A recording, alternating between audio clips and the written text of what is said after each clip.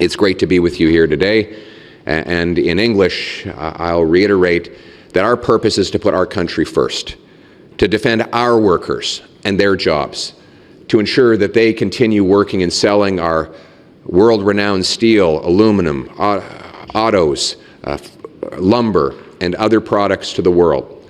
And we know that they have been under attack for a long time now. Our purpose also is to make this country affordable so our young people can buy homes, start families, and our seniors can afford both food and lodging and live out the dignified life that they deserve. We set the priorities for this fall session being to have stronger take-home pay with lower taxes and inflation. We want safer streets by locking up the criminals, secure borders with less immigration, and by ensuring those who do come to our country are not criminals or lawbreakers. And fourth, a sovereign Canada, a country that can stand on its own 2 feet, pay its own bills, and make its own decisions. And that's why, while we'll obviously hold the government to account and oppose liberal policies of high inflation, out-of-control immigration, crime, housing costs, and youth unemployment, we'll also propose positive ideas to lower the cost of living, make paychecks go further, make our streets safe, and secure our country's future. We've even proposed a very detailed bill, this Canadian Sovereignty Act, which would make Canada the fastest place in the world to get a pipe in the ground, to dig mines, harvest lumber, open ports, grow food, do all the things that a nation needs to do to stand on its own 2 feet. My message to Mr. Carney, steal this idea. Come steal it. I welcome you. Plunder it. I'll go into your office with my policy team and we'll hand it all over to you. You can even get the credit. You can draft it up. Let's pass it in September and let's get building. And we also continue to extend our hand to Prime Minister Carney to work together to get a good deal with the Americans.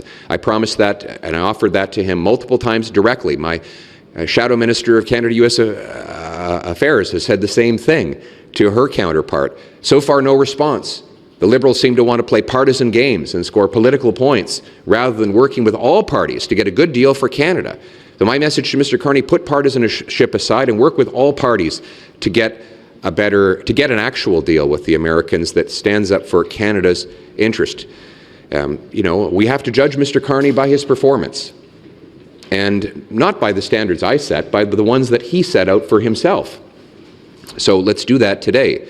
First, I was happy to hear that he got the President on the phone. I know that Mr. Carney has been trying to do that now for about a month, and today the President accepted his call.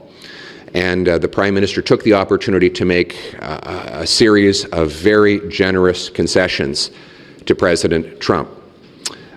And I was expecting that when the call was reported that we'd find that President Trump had given us something in return, that Mr. Carney, being the negotiator he promised he would be, that he would get something after giving something.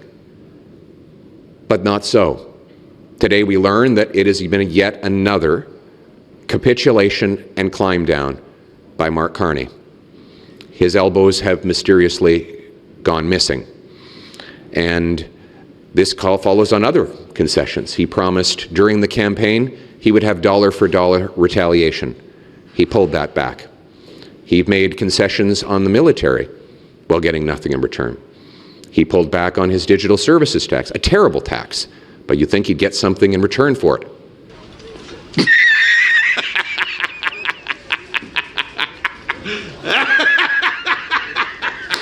Nothing.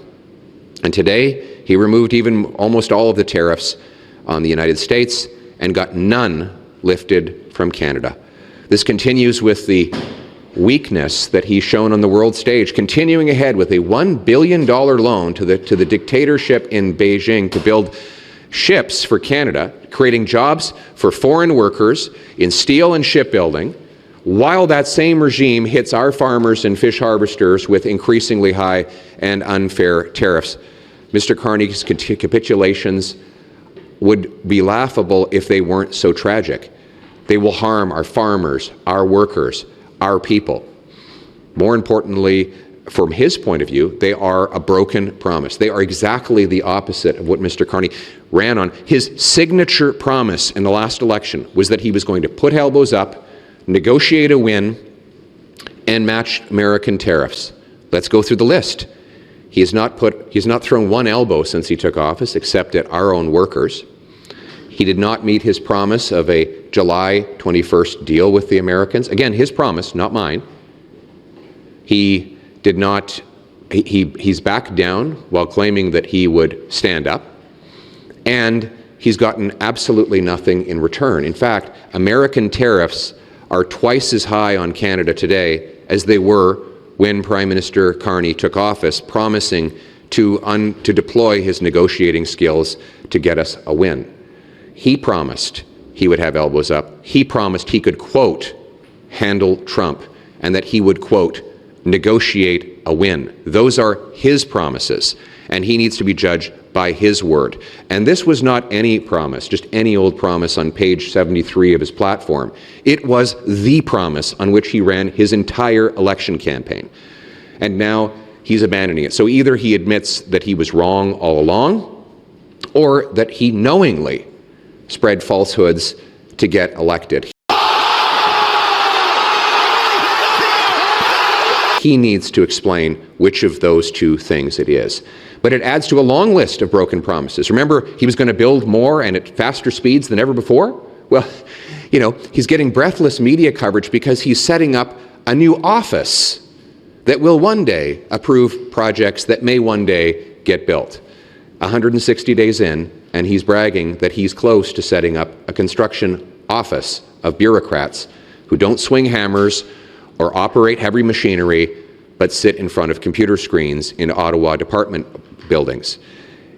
And not one pipeline has been identified, not one LNG plant, not one nuclear plant, not one hydroelectricity dam, not one major project has been identified, let alone approved, in the 160 days since he took office. And all of the anti-resource laws that will make them impossible to complete remain in place.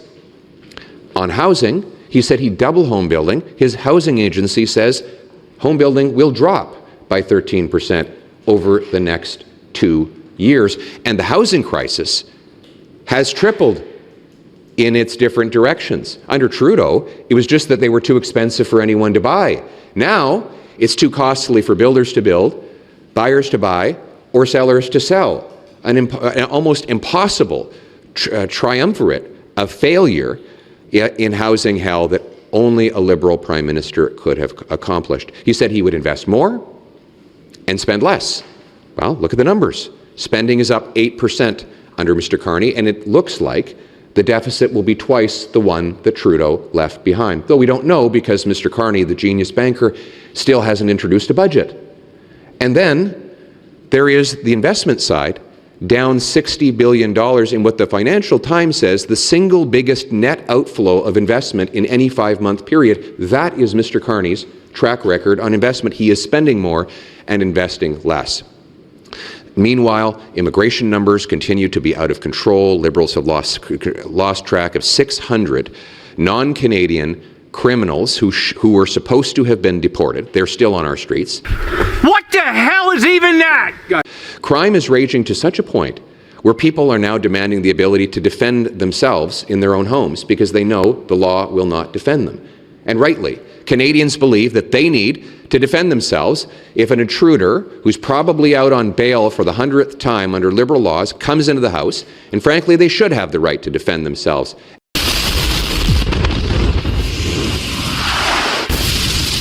And their property against an intruder.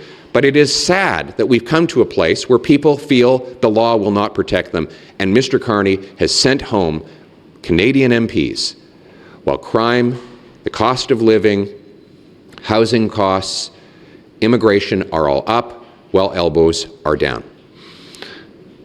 That said, we're prepared to work with Mr. Carney and with anybody to put our country first, to tackle the cost of living.